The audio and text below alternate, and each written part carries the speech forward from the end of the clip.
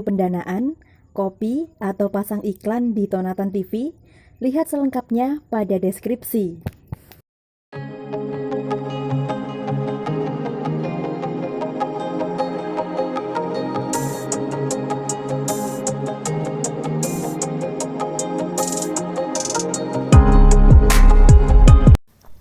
Assalamualaikum warahmatullahi wabarakatuh.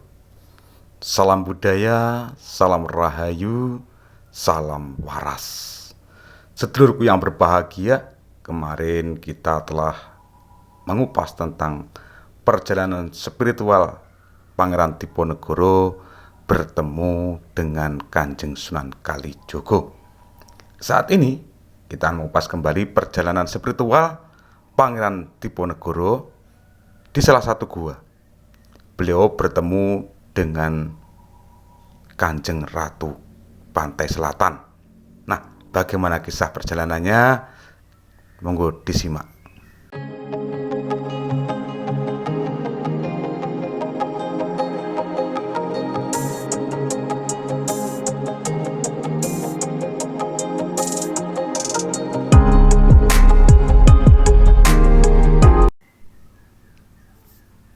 Sedulurku yang berbahagia, saat usia sekitar 20 tahun, Pangeran Diponegoro memulai perjalanan spiritual ke selatan Yogyakarta. Di sana ia mendalami aktivitas meditasi untuk mencapai kedekatan dengan Gusti Yang Maha Kuasa.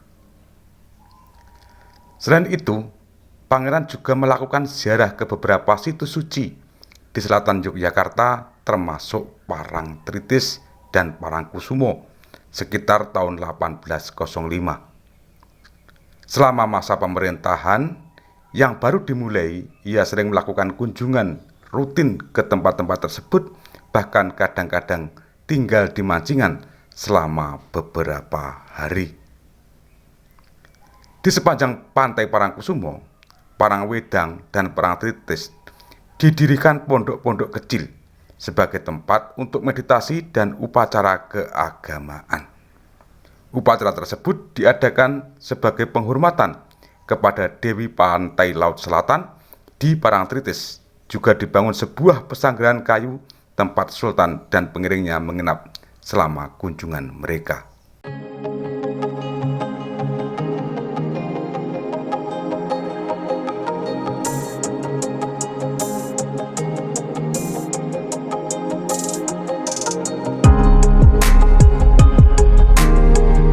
Menurut catatan Peter Carey dalam bukunya Takdir Riwayat Pangeran Diponegoro 1785-1855, pemeliharaan bangunan-bangunan tersebut termasuk makam Syekh Maulana didanai oleh keraton dengan mengangkat sejumlah juru kunci yang dikenal sebagai Wong Putian oleh penduduk setempat.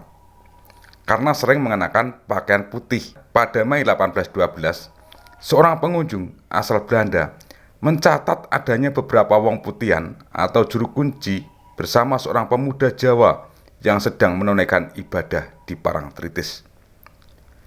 Penduduk setempat juga sering mendatangi tempat tersebut untuk berdoa atau meminta petunjuk saat mereka mengalami kesulitan.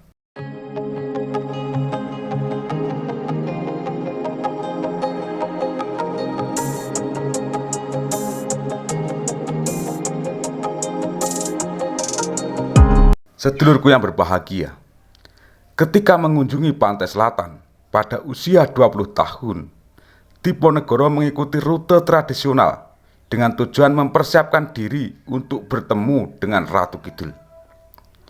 Ia tinggal di sebuah gua Langse selama 2 minggu dan berusaha untuk menyucikan dirinya.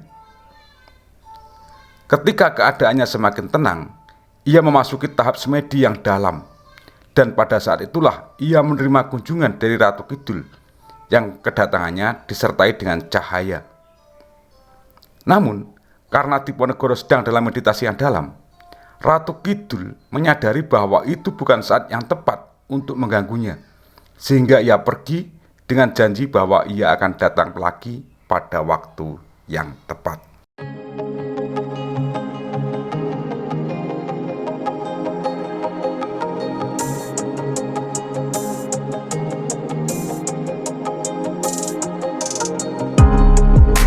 Sedulurku sekalian yang berbahagia, lebih dari 20 tahun kemudian, janji Ratu Kidul terwujud ketika Diponegoro berkemah di tepi Kali Progo di Kulon Progo pada masa Perang Jawa yang sengit.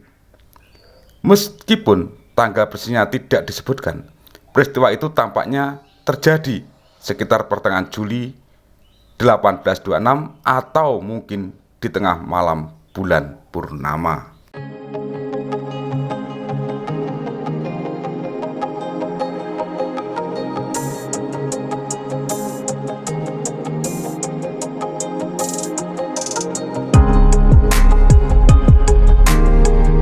Sedulurku yang berbahagia, demikian dulu apa yang bisa saya sampaikan terkait perjalanan Pangeran Diponegoro dalam olah laku spiritual yang disatroni dengan Kanjeng Ratu Kidul.